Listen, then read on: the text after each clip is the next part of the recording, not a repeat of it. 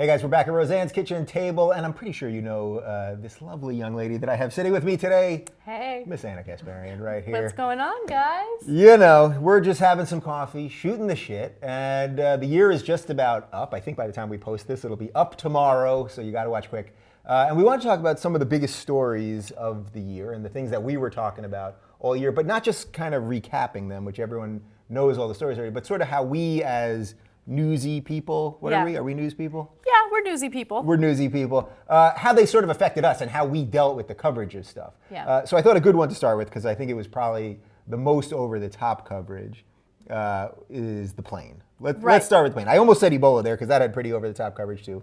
We'll get to that in a sec. But the plane, the first missing plane. The first missing plane from Malaysia. Yeah, so now we had a second one, which apparently, as of this morning, I guess, has been found, or at least some wreckage has been found. But the first missing plane from Malaysia that never got found, right. And CNN basically devoted 2 months of coverage to it. How did you handle it as a news person? How, the coverage that was just endless. How did you tackle it? So I don't know if this is a bad thing to say, but I want to be as candid as possible with the audience. There are some stories where you do get emotionally invested, and then there are some stories that might be very tragic, but you don't feel emotionally invested.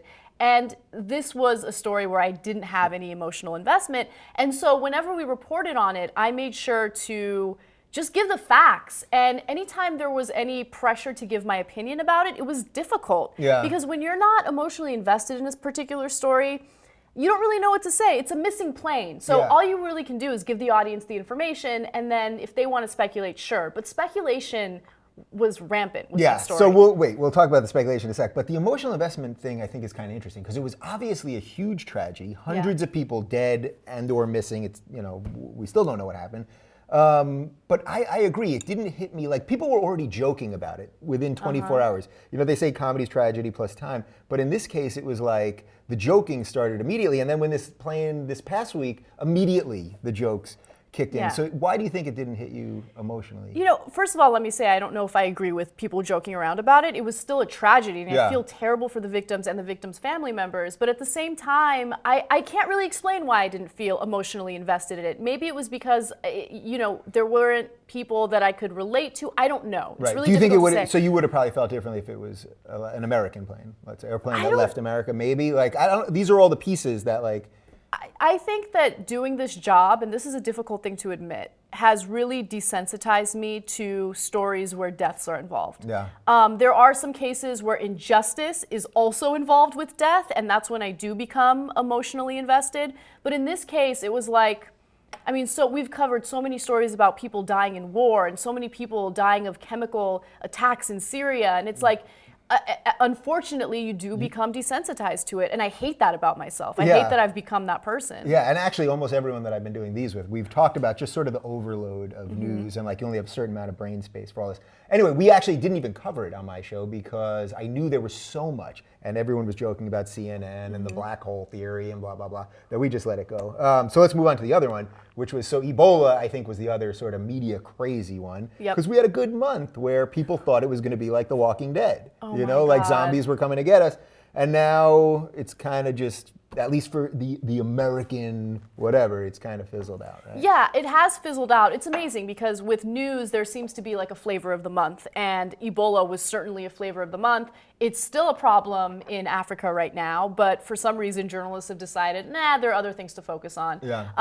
The whole civil unrest in the United States after Ferguson is probably one of the reasons why we shifted our focus. Right, and we only do one story at a time. I here know, in America. it's amazing. We have a major problem. And with we that. usually focus solely on America. So, Right. But that was another classic story where there was a lot of fear mongering, a lot of people who didn't understand the virus or how it worked. So, for me as someone in the media, I felt that my job was to discredit the fear mongering that was out there so people would just calm down a little bit. Yeah, so you were really on that with this one, I think, like trying to get rid of that. When we covered it on my show, I tried to bring on people that know about science because I don't know everything about science. So the other one that I want to get to is the Cosby thing.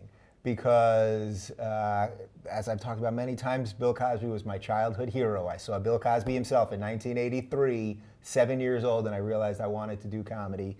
And then this story, which people had heard about. That's the fascinating thing with this one. For years, people have been talking about this stuff and these lawsuits, but suddenly Hannibal Buress does this set, and then look, he's convicted already. In the court of public opinion, Right. he's convicted already, right? Right.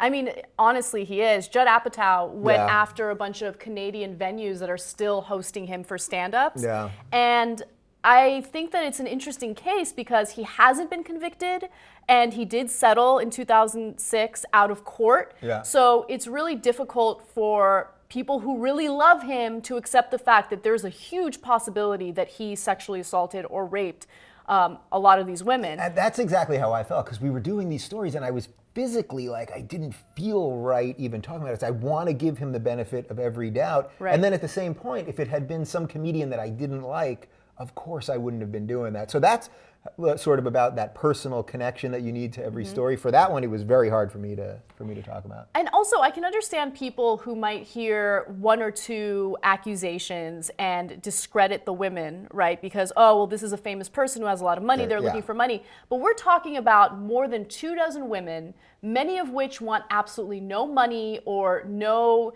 compensation for what occurred. They just want their story to come out there. And think about the type of criticism and the type of ridicule they have to deal with just because they're coming forward and talking about what allegedly happened to them. Yeah. So all you can really do at this point, since he hasn't been convicted and he's not being tried in a court of law, is speculate as to whether or not he did it. But I would say that I'm leaning in the direction of he did it. Yeah, and we even talked, when we did this on the Young Turks, we talked about the speculation, and I don't like to do it, but there's some level of you got to kind of just talk about these things and make sure people understand that he hasn't been convicted and all that stuff. Anyway, so those were 3 of the big stories. We're going to do another segment on a couple others. What do you think? Did we do okay job covering it? Let us know.